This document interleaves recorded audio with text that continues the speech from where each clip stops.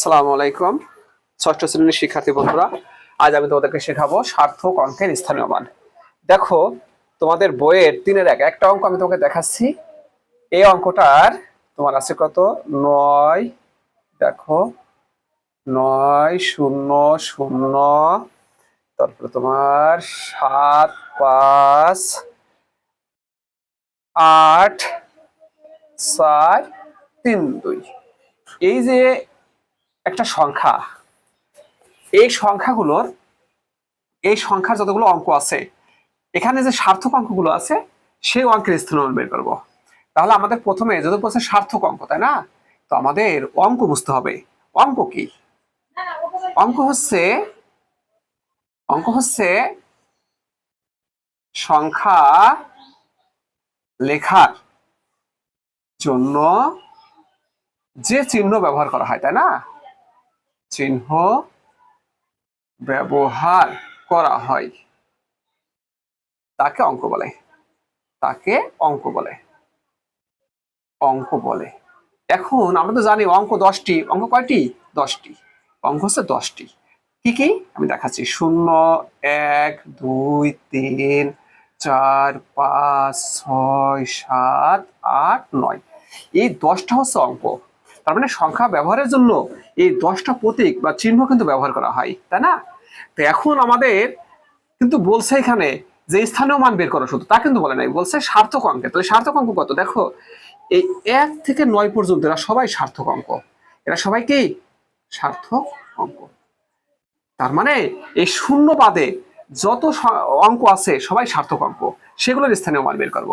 তার মানে শুধু শূন্যর স্থানীয় মান আমরা বের করব না। তাহলে আমি তোমাদেরকে এখন সার্থক অঙ্কের স্থানীয় মান বের করে দেখাবো তোমাদেরকে।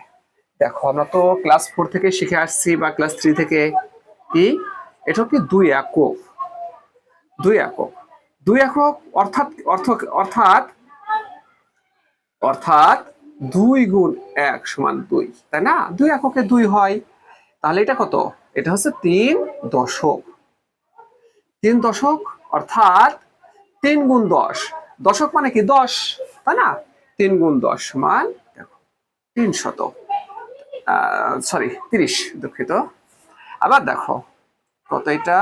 4 শতক। 4 শতক অর্থাৎ 4 গুণন 100 সমান কত? তোমার 400। এবার দেখো 8000।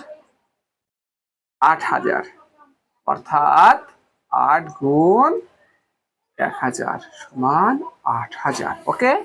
এবার দেখো 5 অযুত। 5 অযুত সমান কত? 8 গুণ 10,000। কেন? কারণ আমরা জানি 1 অযুত সমান 10,000। 1 অযুতে কত হয়? 10,000।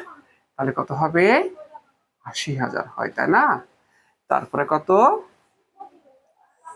তোমার 7 লক্ষ। 7 লক্ষ অর্থাৎ 7 গুণ 1 লক্ষ। দেখো তাহলে কত হয়? 7 লক্ষ। ঠিক আছে। এবার দেখো অযুত লক্ষ। এটা নিযুত। এটা কত? কোটি। একক, দশক, শতক, হাজার, অযুত, লক্ষ, নিযুত, কোটি, তাই না? 0 কোটি। এটা আমাদের স্থানীয় মান বের করতে হবে না, তাই না? কেন? কারণ আমাদের বলছে সার্থক অঙ্কের স্থানীয় মান বের করো। আমরা কিছুক্ষণ আগে শিখেছি যে শূন্য বাদে সব অঙ্কগুলো সার্থক, শুধু শূন্যই সার্থক না। তাহলে আমাদের এই 9টা কি হবে? 9 দশক কোটি। 9 দশক কোটি, তাই না? তাহলে দেখো এর অর্থাৎ কি? 9 দশক মানে কি? 90। 90 গুণন 1 কোটি, তাই না? তোমার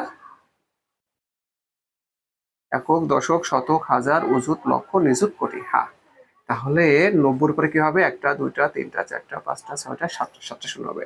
1 2 3 4 5 6 7। ওকে ফ্রেন্ডস, দেখো সার্থক অঙ্কের স্থানীয় মান কিন্তু আমরা এভাবে বের করব। তাহলে আমাদের এটা তো কোটি ছিল, আসলে এটা হলো একক কোটি।